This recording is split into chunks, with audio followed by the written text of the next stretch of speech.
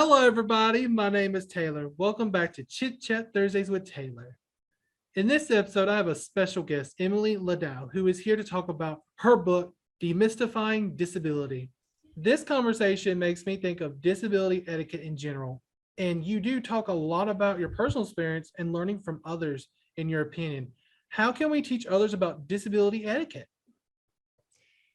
This is also a great question, and it's very similar to my answer about language. Think about how you treat other people. Remember that people with disabilities are people.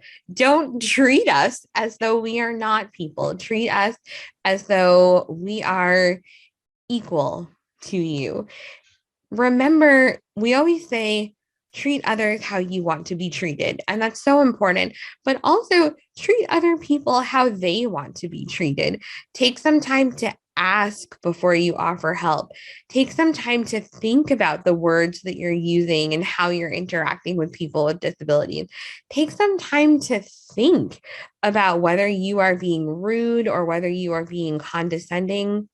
Disability etiquette is not anything special or fancy. It's treating people like human beings. Mhm. That's what I want people to understand. In chapter 3, you discuss the history of disability. Why do you think it is important for people with or without disabilities to know this history? I like to remind people that all of human history is actually disability history.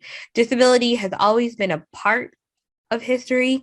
It's just that we don't talk about it when we learn about history in school and when we see shows about history on TV, right? We really don't talk about it. But it's not like disability has not always existed. It's always been a part of humanity and a part of who we are. And it's so important for us to understand that people with disabilities have a history. We have a culture. There are people who have been fighting for our rights and who have been fighting for justice for us for a very, very long time. And because of that, people with disabilities who exist today do enjoy certain rights that we wouldn't have had if we had grown up 100 years ago.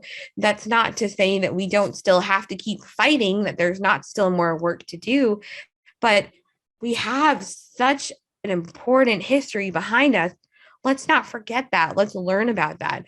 Let's recognize how important that is, not just to the disability community, but to making the world a better place for everybody.